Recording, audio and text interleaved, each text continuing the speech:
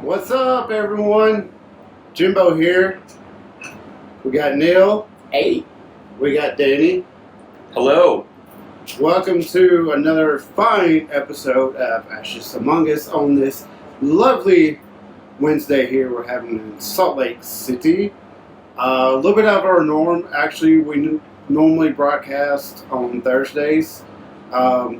We decided to actually change things up a little bit. We're coming at you guys live on this lovely Wednesday again. Live-ish. Live-ish, yeah, that's a good way of putting it. That's a good word. I like Post it Wednesday next week and then just say it's live.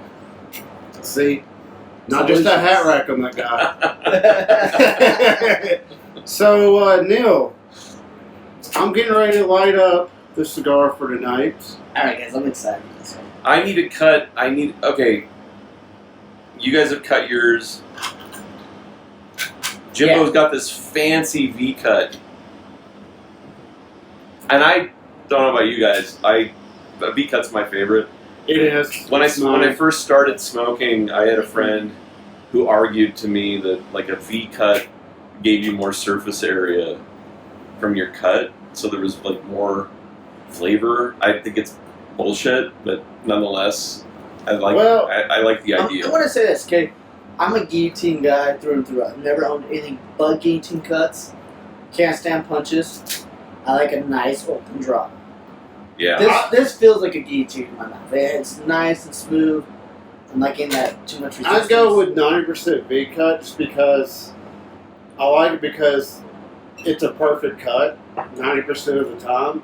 And to me, this could be a myth, one of those big myths, but I feel like with the V cut, it cuts out all the loose tobacco hanging into my mouth. I agree with that. I also like that. I feel like the paper doesn't unravel as much, right? Or so. That's a great point. It stays a little more intact throughout the smoke with a V cut. Anyway, dude, what are we smoking today? Come on, let's tell us. Well, first off, congratulations, Jimbo, getting engaged since our last episode.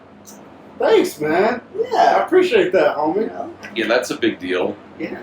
Yeah, you didn't get to see the announcement. I'm still not your fiance. Do what now? You need to bring her around like a matter.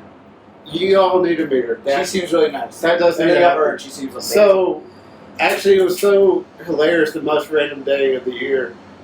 Jen and I got engaged St. Patrick's Day. And we made it actually official. Way to go, dude. For the masses to see. That's great. Thanks, man.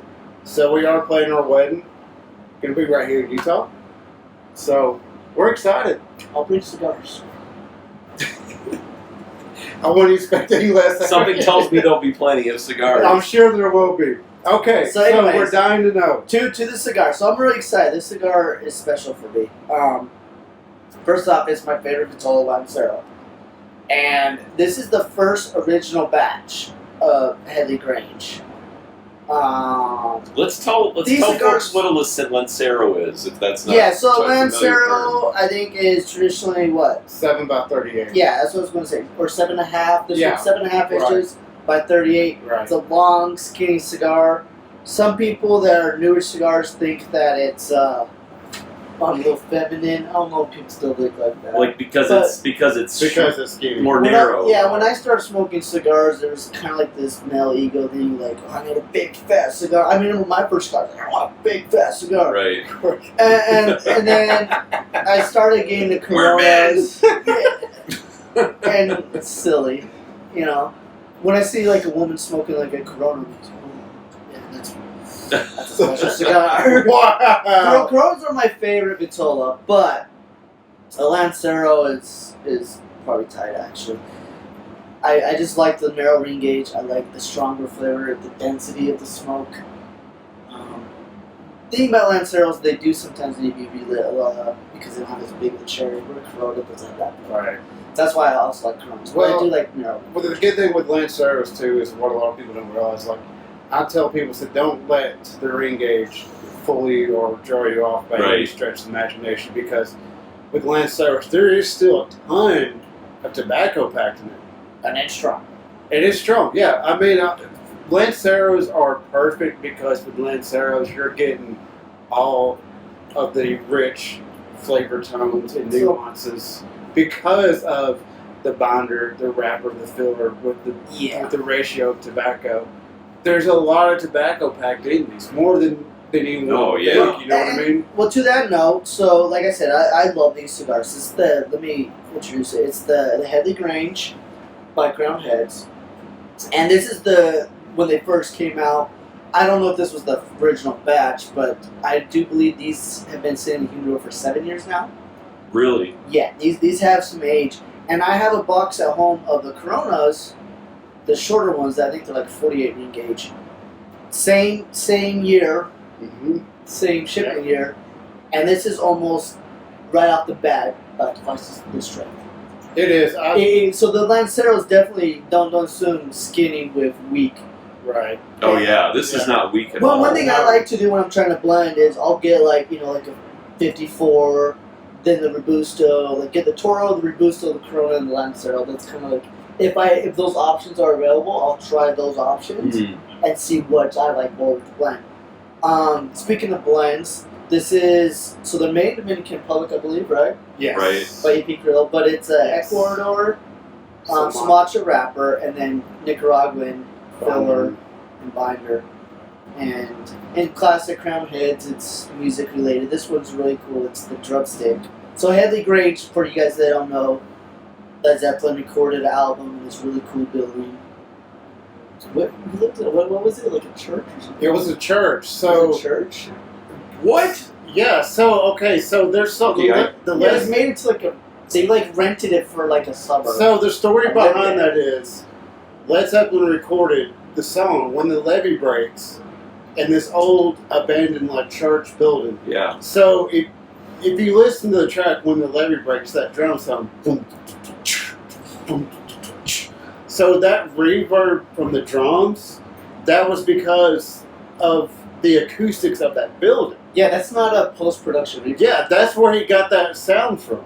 I love the story, but what does it have to do with the cigar? So I don't. What is it? Is when it he the name? made the cigar, he really liked. So the it's Headley, music. it's the name of the cigar. So the Headley Okay. Grange is the location where they recorded it. Got it. And then Got the it. Lancero That was the is church. the Drumstick. So That's this was made to cool. pay homage to That's Jon Bonham. That's so cool. That's an awesome story. So that's what Crown Heads does. Their headquarters is based in Nashville. See, I didn't realize it was Crown Heads. Yeah, Okay. so- now Now it's all. now it's all clicking. I see that light bulb. Yeah, music. So Now I get with them having headquarters in Nashville, Tennessee, a lot of their names for the cigars are named to pay homage to music in general. Got it. Another example again, the Jericho Hill. It's named after Johnny Cash song, "Cocaine Blues." Yeah. So that's one reason. And for the record, my favorite Crown Heads blend. Yeah. So I mean, that's why you and I, we've talked before, how much we love Crown Heads, and to me personally, being a musician as long as I have, that's number one reason alone that I love Crown Heads so much. When you have smart friends, you don't need to be very smart yourself. We're not smart. We're not smart. Oh, dude, We're you guys nerds. are this flowing well of No. knowledge. I have school records to prove I'm not that smart. Okay. We're not school smart. And I picked this cigar because I know you guys are. This is definitely, I wouldn't say full body. This is definitely stronger than the other blends. I'm loving it so far, by the way. Yeah, I want to pick something Look at that that you guys construction. don't. I know you guys don't usually smoke. Look at that. And but I would say this is more. This one's more medium full, but all the other sizes, the Headley Grange are medium if that. They smoke really light. I have them with my morning coffee at home. There's almost no draw to this. Yeah, it's I mean, you don't need to beautiful. suck on it. It's effortless. And I know you Hardly at all. Yeah. I know. Well, I want to talk about your history of Lanceros, but do you smoke Lanceros often? I know. I I've don't think I've ever seen. I've probably smoked a half dozen in my life. Lanceros. I don't remember the last time I bought a Lancero intentionally. I'm into Toro and I used to have a Lancero humidor at home. It was pure Lancero. Wow. I mean, I was a huge Tatuaje fan, and there's so many good Lanceros, and then Lucione Lanceros. I think there's my father Lancero. I think there's this impression in part of it that part of the reason for that is that they are smaller. You don't think they're going to smoke as long, right? But I don't know that that's even true. I mean, maybe as a hipster, meaning like, oh yeah, everyone's all trending these big ring gauge. I'm gonna go with this skinny Lancero because I know better. no. Your voice, But I do like the way they taste better. your impression of a generational hipster was spot on, by the way. Was that pretty good? That was Yeah, pretty can you good. do that again? Actually, Wait, that's my normal voice. I just know so much better than you motherfuckers. I have to talk in this fake voice all the time. And they're also just light. They're, I mean, Yeah. even the weight of it is Right. it's a very light cigar. But the construction of this is amazing. I think the age. I mean, I was like, here's the thing with aging of any cigar. Aging can either do one or two things to a cigar. Aging it for especially as long as these have been aged, it can really actually make or break a cigar. Sure. You can get a cigar like, and here's the thing too. Certain Nicaraguan tobaccos. Well, actually, okay. Let me start over. Nicaraguan tobacco is already aged a lot longer in the aging process than most other regions. Right. It's just a hardier leaf, right? Yeah, that's a lot of it. It's just the soul that's in that Nicaraguan soul has a little bit more complexity, I should say. So, for me personally, like, there's only been a small handful of Dominicans. And this is just me personally. I'm not saying, don't quote me on this at all. The cigar Dominicans or the people? Sorry, that's like I went completely. Remember the Seinfeld episode where he's like, I need some Cubans. And They roll the crepes and then the and steak comes well, out. it's three Cuban men who show up. Oh, yeah. It's, Oh, he's yeah. talking about people. Not That went cigars. completely over my head. 'Cause I Sorry. don't know So no, you you're said good. when you said Classic Dominicans. episode for the record. Oh, such a So- good episode. So No, for he me, is Dominicans, not Cubans, though, right? that is Yeah, true. that's right. Yeah, He it's rolls mad. them too tight on the crepes, and then he burns himself. He's mad because they're not real Cubans. Right. So what I was gonna say, like, for me personally, like, there's only been a handful of Dominican Republic made cigars that have aged very well. I'm not saying it's not possible to age Dominican Republic tobacco for upwards of 7 to 10 years. It can be done. Side note, I find Lagaleras age very well for me. La Galera does age very well. No, I have to agree. That's kind of the exception to the rule for me. That kind of, well, I mean, look at Apostate. All their tobacco's aged 4 to 5 years. I'm excited to see what they taste like. Same with you, Rock. A couple years fucking did the last time. Good luck with that. I can't make my Apostate cigars last. I really can't. I smoke one every day. Like, I want to believe if you hadn't told me that this had been aged for 6, 7 years. I want to believe I would still know that because I feel like I can taste that, like that. And it's not just the taste; it's Yeah. also the texture of the wrapper.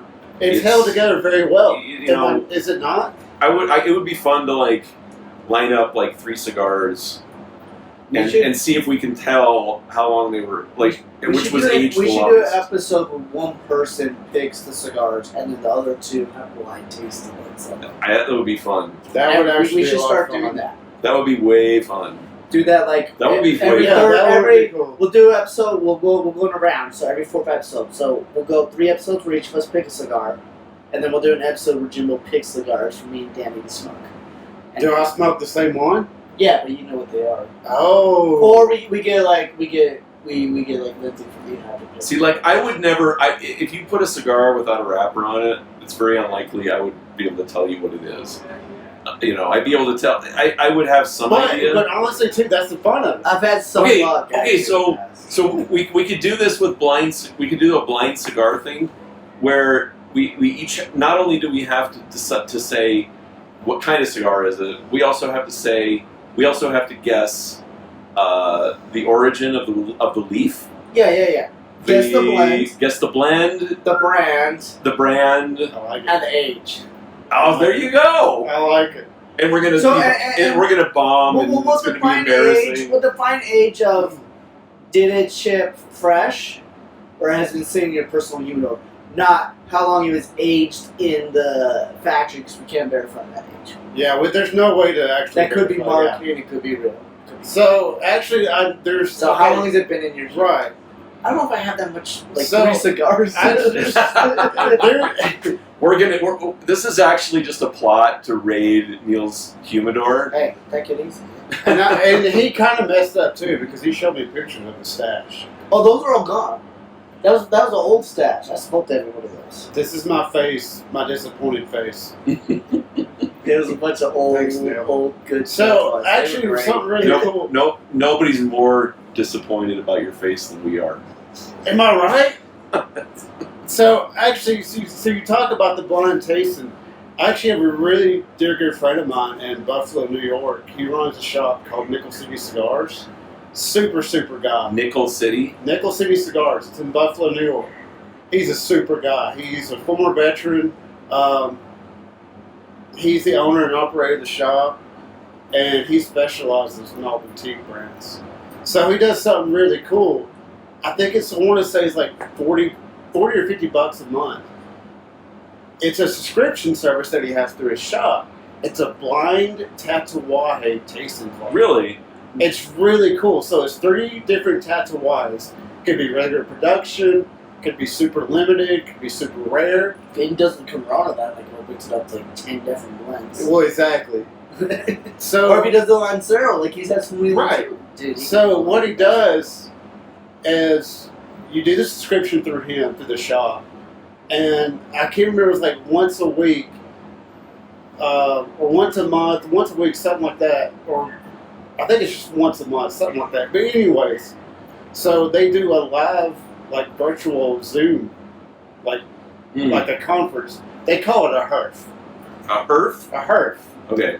So what they do is you join in, you get the link to the Zoom call when each month you do the blind Tatuaje tasting.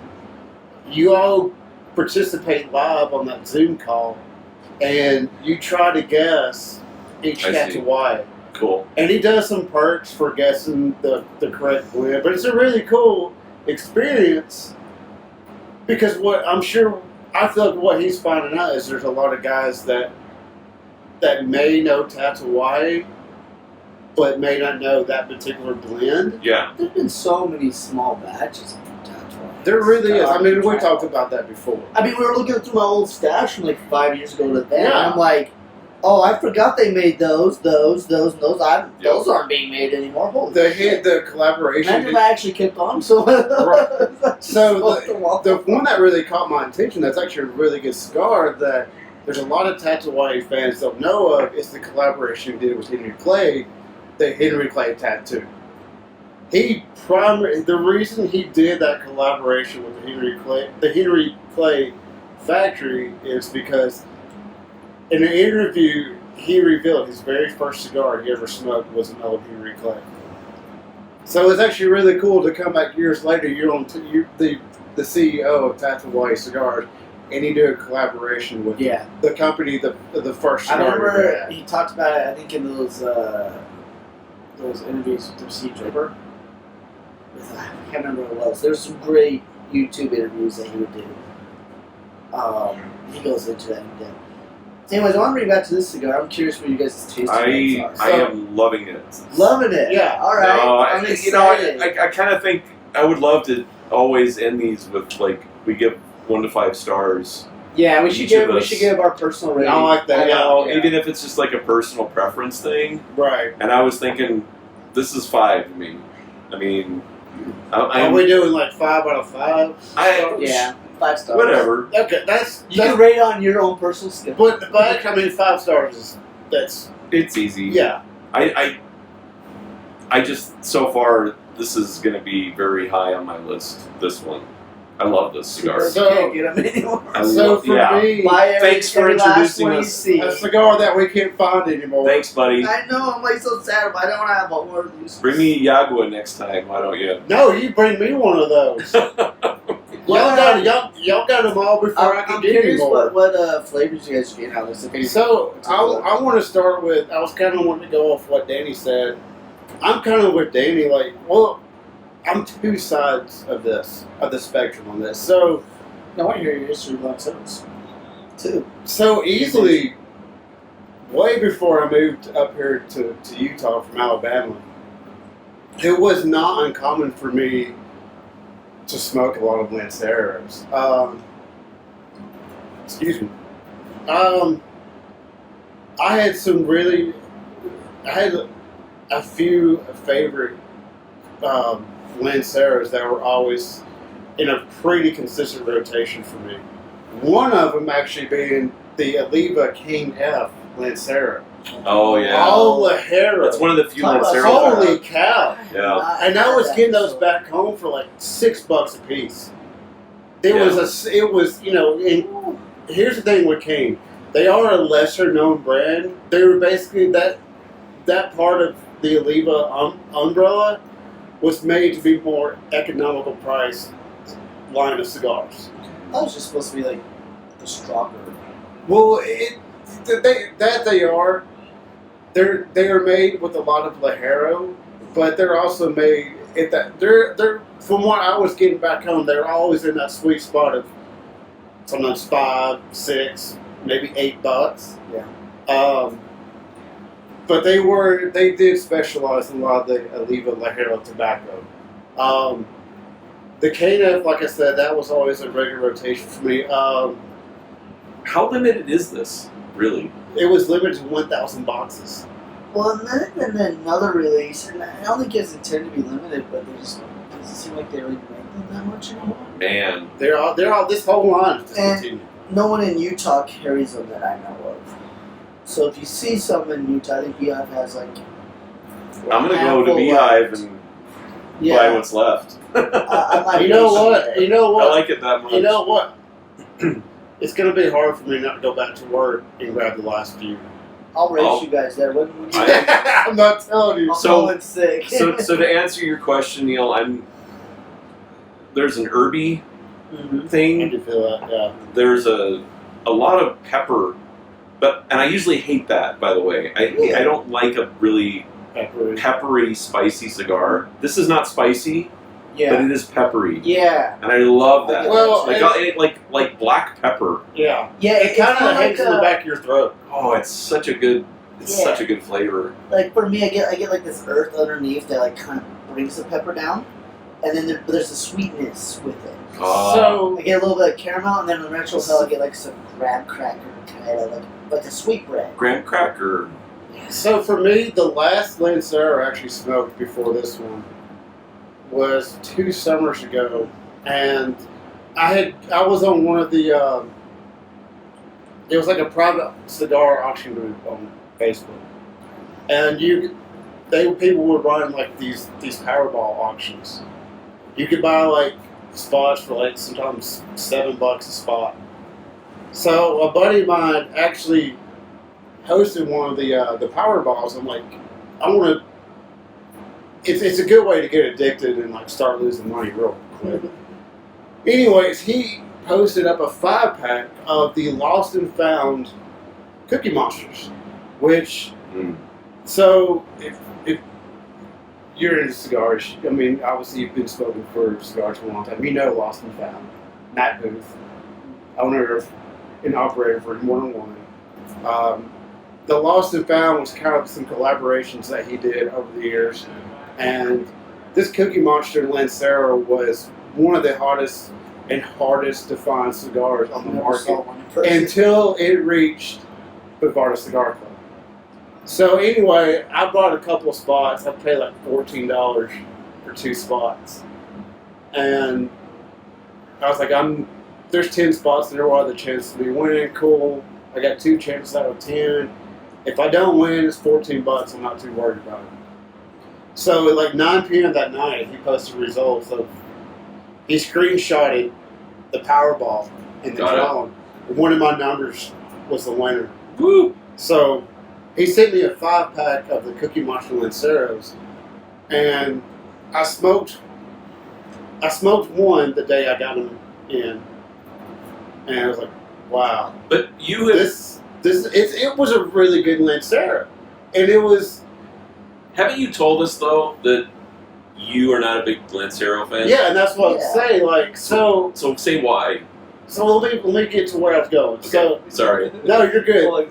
That was the last Lancero I smoked. So it wasn't until I started working at Beehive Cigars. I just got more like when I was picking cigars for like to smoke during the day, or for whatever reason, it was always a Toro. It was always a Robusto. Me too. It was always a Churchill. I just kind of like I got out of that realm. Like, okay, I can't smoke any more Lanceros. They're just not for me. So now I'm coming back to this one, and this makes me want to.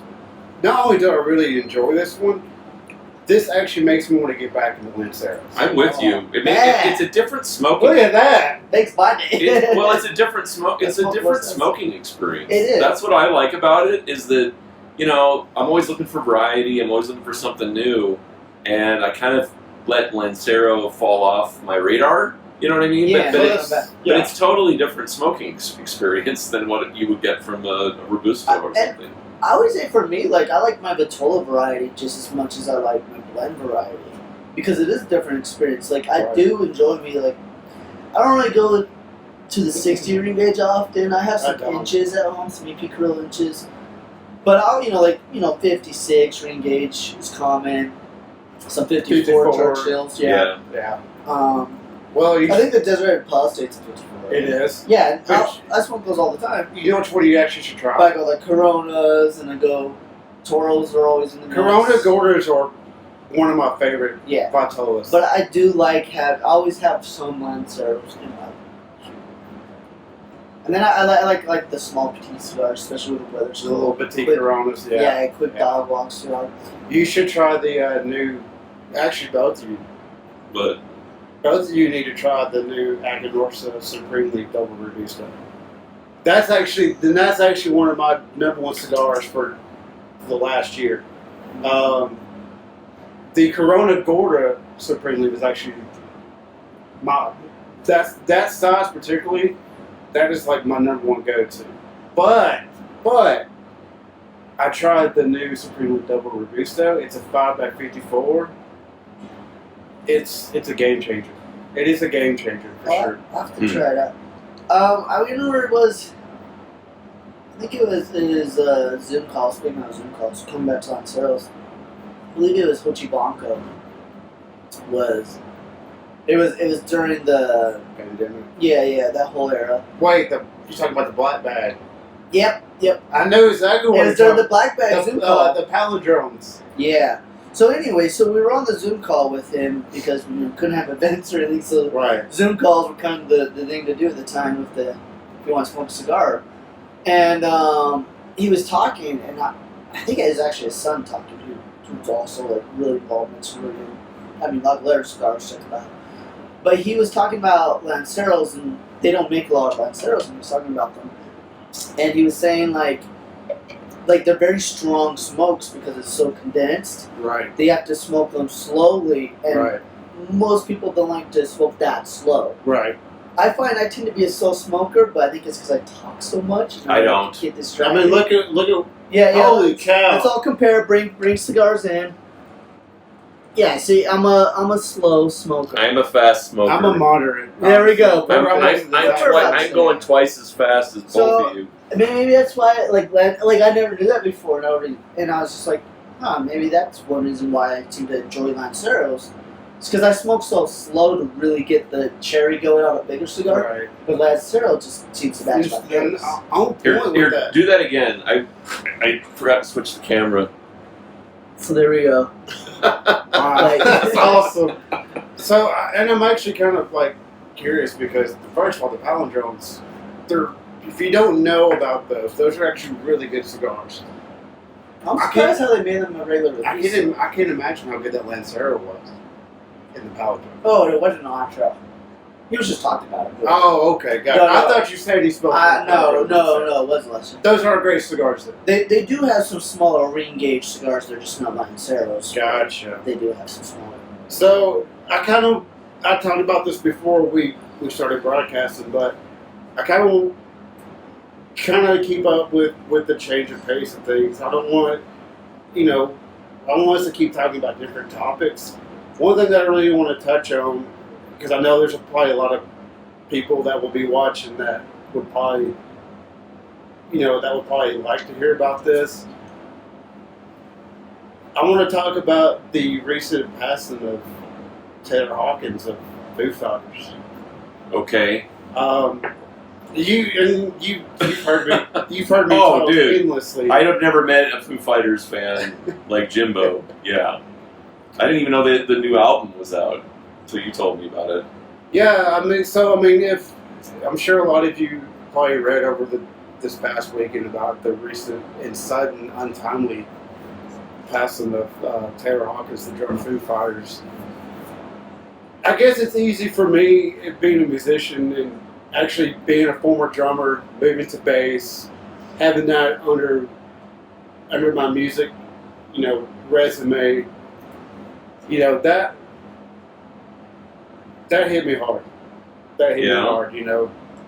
I can remember in 2003, I actually went to a Foo Fighters show, and the local radio, the biggest rock radio station in Alabama, was doing a drawing for meet and greet passes. I'm like, cool, I got to, it's one of those things, everyone knows back in the day, you used to call them radio stations, be the seventh caller, You used to call them radio stations? Hell yeah. As opposed to, what do they call them now? I don't even know if radio stations... call in, like, be the caller. Do radio stations even do that anymore? Yeah. They still do? Oh yeah, like on Sirius radio. Yeah. They'll do the call in? Oh yeah. Really? Oh, it's yeah. still a thing? Oh, it's a huge thing. Come on. I listen to a lot of Sirius radio, so With everything that's out there now, they still do that? Howard Stern's got a What? show there, dude. Oh yeah. Really? I can't That's remember. the truth. I love That's the live truth. radio. That I love blows my live radio. mind. But see, I think That's we gotta talk about that. I think that's another thing too. The radio for me, I think a lot of it. I got so there's another rock station back home. It was called 105.5 The Big Dog, and it was primarily classic rock. Yeah. But it was the same. It was the same songs every single day. It didn't seem like their playlist would change. And when at the time, I was driving a company truck for the warehouse I managed. I didn't have Bluetooth. I didn't have a CD player. It was an old F-150.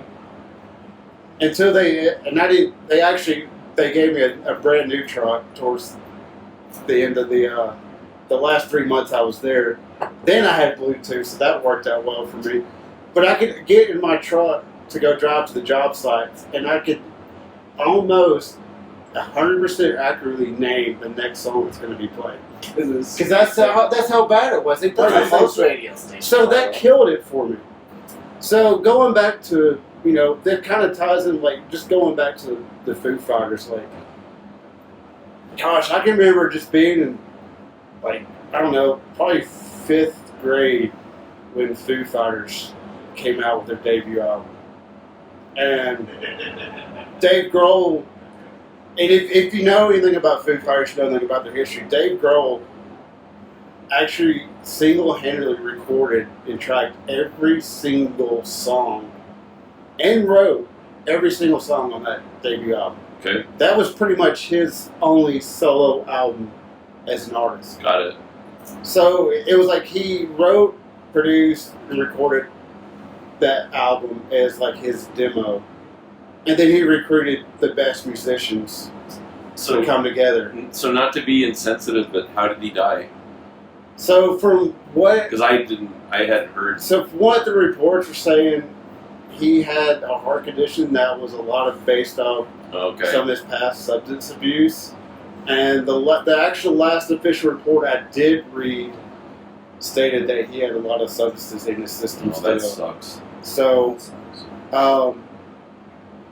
but yeah, so I just remember hearing their debut single, "I'll Stick Around," that drum track. I'm like, what? Yeah. Oh, And that was a sucks. drum. I was playing drums in 5th grade when that song came out, and I just remember, holy crap, that was the best thing I'd ever heard in my life. Got it. And then from there, it was just like, okay, this is the former drummer of Nirvana. He's in a different band now. He's not a drummer. He's a singer. He's a guitar player. He's a producer. He does everything. I'm like, and long and behold, when I went and met him in 2003 before the show, I'm just like, I'm fresh out of high school. So you did meet him. I did meet him. That's an important part of the story. Yeah, that was what I was kind of roundabout getting to. But and he was just the most energetic, most sincere person I'd ever met. That's so cool. Like, and he left such a really good impact on me, like musically. Like, it was just from there on. I'm like, if I had to pinpoint two, if you were to ask me to name 2 influences for my He music, would be one. Pearl Jam, number 1, Yeah. and Foo Fighters. That sucks. One of my musical hero died a few years back, and that was Lyle Mays. Oh my god! He was the keyboardist for the Pat Metheny group. Yeah, we talked about that.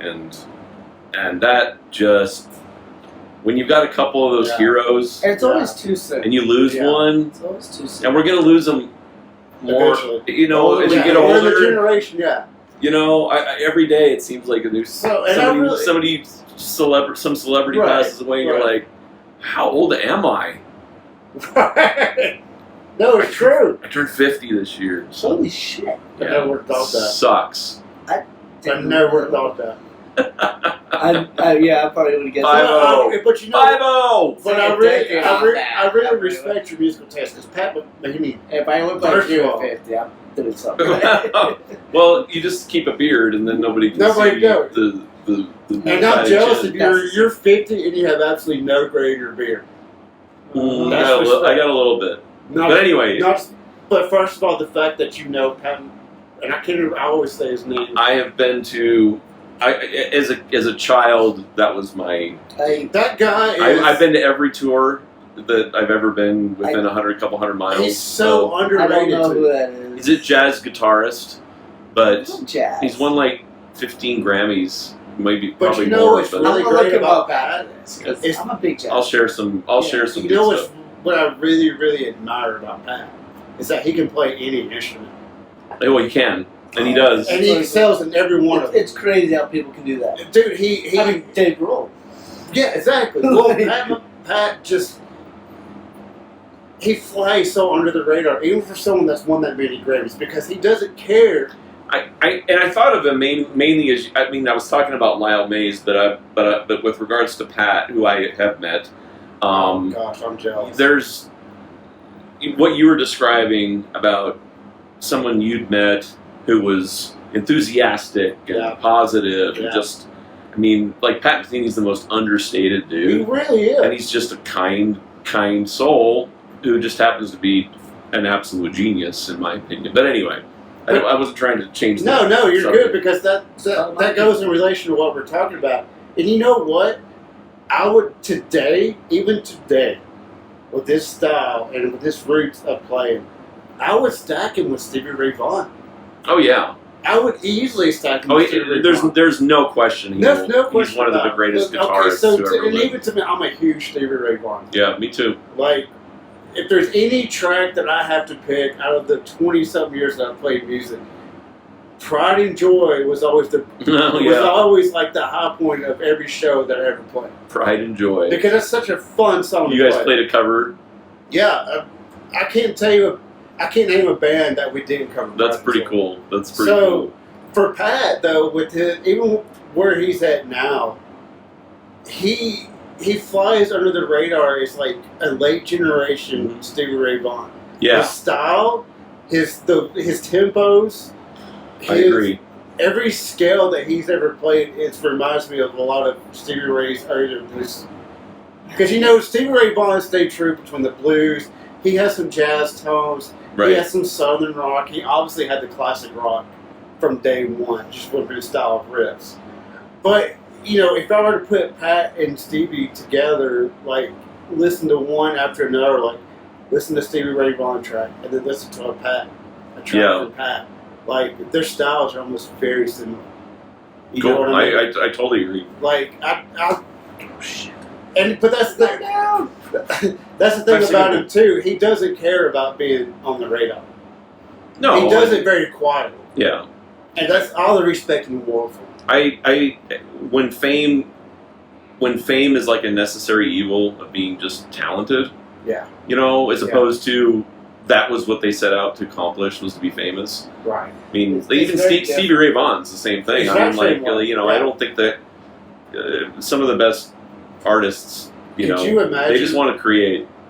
Could you imagine what they want to share their creation? Right. Right. Well, that's what I was just going to say. Can you imagine what it'd be like if Stevie Ray Vaughan hadn't died in that plane crash?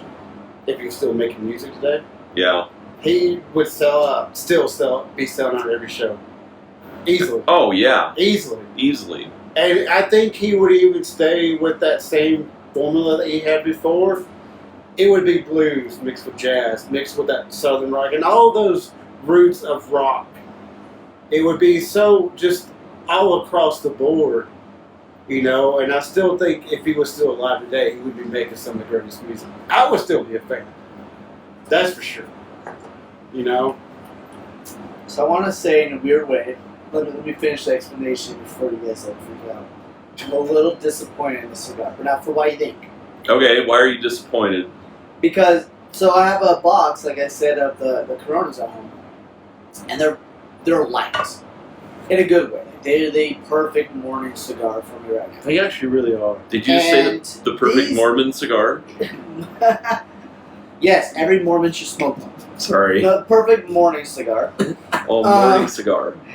But this cigar, so I was excited because I know you like full body cigars. So I'm like, let me see if I can find something lighter to maybe like get Danny hyped on a lighter cigar. And this is much stronger as a Lancero. I was just gonna say, if you were going for lighter, if you were going for lighter, this is not it. This is not it. I wonder if they tweaked the blend a little bit in the Lancero to have, or is it just the? Just because it's that one arrow down with one other. I honestly think it's just the age on it. I think the age is just kind of one of those tests. Well, the ones I have at home are just as well aged. When's the last time you smoked one? Last week.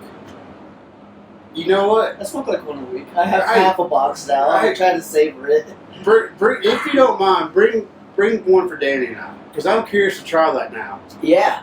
I'm actually curious to try that. And they're short. They're like a 4.5 by 48. It calls them the Corona, but they're not like the traditional Corona size. Well, that's still in that Corona. Yeah, it's in that bag. Actually, but they're short. They're like more like a short Robusto, to be honest. They're slight blocks. That's interesting because Corona Gorders are mostly. I want to look it up. I want to see what most Corona Gorders though are at least 6 inches though. So can you even call it a Corona Gorder? Because they're 5.5. No, not Gordas. They're not Gordas. Okay, that's what I thought. That's what you were saying. So I was getting confused. Okay. I thought I was getting them, and when I asked for like, hey, because I knew it'd be in the box, and I'm like, hey, can we get it with Coronas? They came up with that. I'm like, this will work. I'm trying to think of which one. I don't know if I've seen those. I'll tell you what they are. We're almost at time, guys.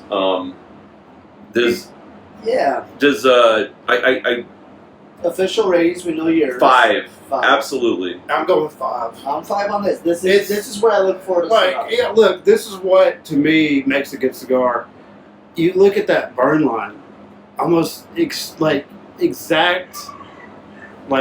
perfect around the circumference of the cigar itself. Oh, this is burned. That is one of the things I do like about Lanceros, by the way, is overall they tend to burn very evenly. Yeah. Just because they're more narrow. Yeah, they do burn well. So the size I have at home is a 5.2 by 44. Okay, that's still a Corona size. But it smokes. It's similar flavors without as much spice. Got it. Yeah, I'm curious to try one of those. Yeah, I'll bring them in. Yeah, definitely. I want to try them out. But yeah, for me it's a 5. I honestly don't really care too much about burn lines and all that. As long as the draw is good and it doesn't unravel a bunch on me or crack, then right. I'm okay with relighting cigars even. But I haven't had to do that. It's nice when you don't have to. I've not had to relight this once. the only thing I will say is it's hard with Lanceros. I do this from time to time. Like when I smoke a cigar, I keep as much ash as I can. Yeah. But I'm such a clumsy ass sometimes. Yeah, I always Without thinking, like my ash will completely fall down, and I'll have like that much ash. And I'm like, son of a. Yeah. I drop my ash. I tap that ash. Real quick before you go. I don't even remember which of you. Sorry, I don't even remember which you came up with the name Ashes Among Us. That was Jimbo.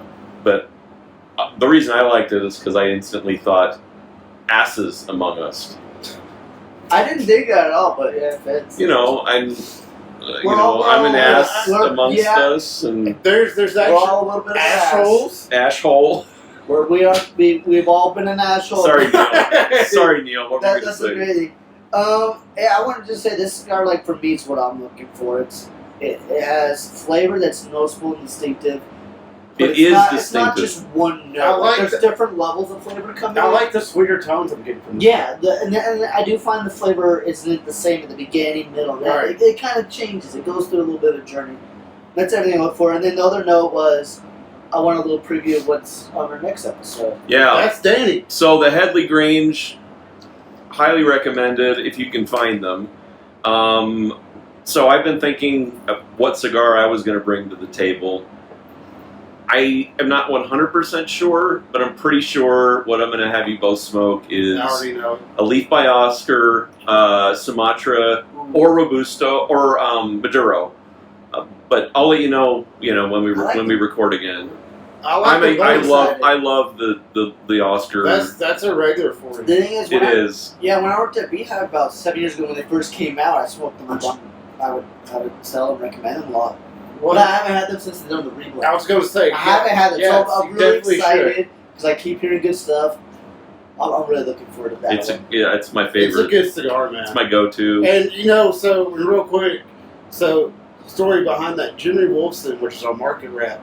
So Jeremy, if you watch this, what's up, bro? Shout out Love to you, man. Jeremy, Best West. So rep he in the West, actually rep reps East. for Oscar, amongst many other brands. The guy's just a machine. Just real quick, can we say the friendliest rep ever? He actually is. Like, He really is. Every Jeremy time Wolfson. he's in town for events, it's always a good time. So he recommended that we bring him into the shop, and I say this all the time.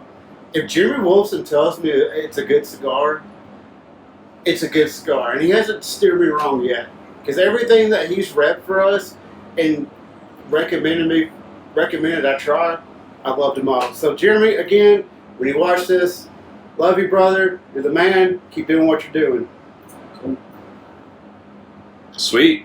Well, next time it'll be my turn, and maybe after that we'll transition and Yeah, to do some of these yeah. Line test. blind tests or something. Let's I don't do it. know. I just think that'd Let's be do it. We'll fun. have time in one episode, but I don't know if you guys want to revisit the Headley Grange in a different size on that episode or just spoke off. Oh, I'd love to.